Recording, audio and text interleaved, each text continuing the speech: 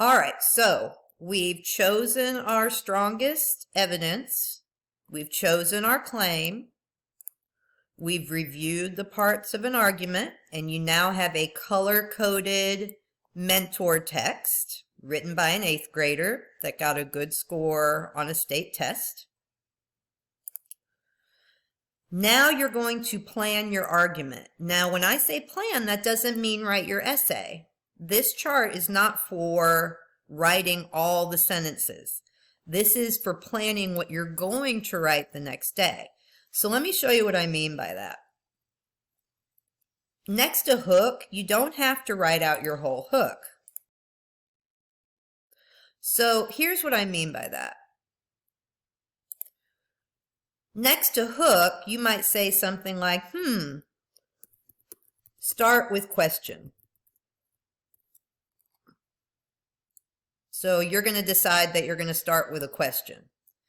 And then your question will be about soda, or your question will be about choices, or about freedom. Something that gets the reader thinking about your claim. You could also start with a statement. You could start with a fact, with a statistic. But notice I'm not writing the question here. I'm writing what I plan to do with the hook. So then for background and bridge, you're going to decide what your background and bridge is going to be about. And you'll write out some notes. So your background and bridge could be about good choices Irving made. So you'll talk about Irving as an example of someone who can make good choices. Or you could talk about freedom in this country and talk about the fact that we're free and we have a right to be free and make our own choices. Or you might talk about, if your claim is that the government should intervene, you might say people make mistakes.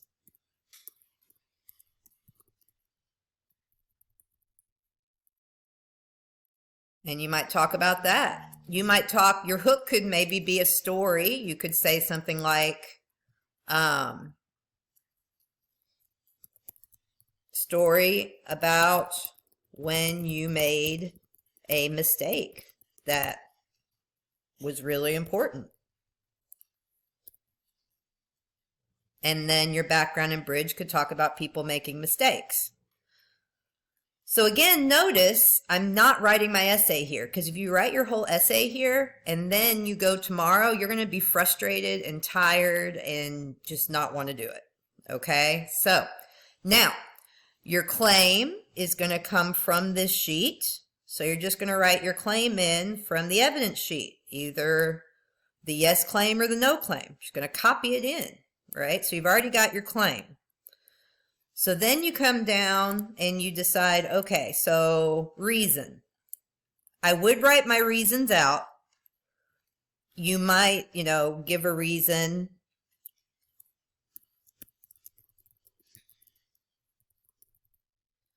So you might give a full sentence reason and then say, I'm going to use evidence 1 from my chart.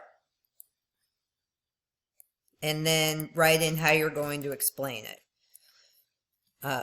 This shows that.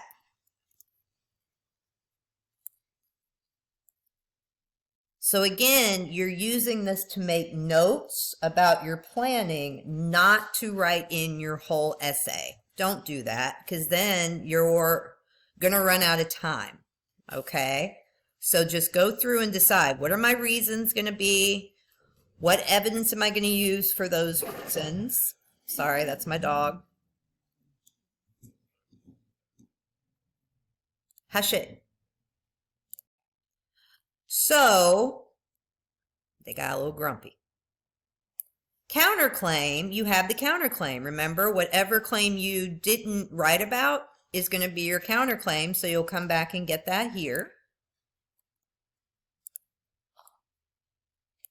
and then you rebut the counterclaim. You're going to give us some evidence to rebut, restate your claim again, and then if you really want to go the extra mile, remember in this one they didn't do it, but an extension would be you tell us another reason why this is important. But if you don't do this part, it's fine. That's just the extra mile awesomeness sentence. So how could you extend this? So that's it. Write some notes in on how you're going to set up your argument for tomorrow. And then tomorrow you're going to have all of these papers and you are going to sit quietly. You have a period to write your essay. So again, make sure you get your planning done today. You're going to write your essay tomorrow, and then the next day you're going to revise. If you don't finish the essay during the period, then I'm going to have to find some other time for you to finish it, but it won't be class time because we have to move on. All right. Thank you much.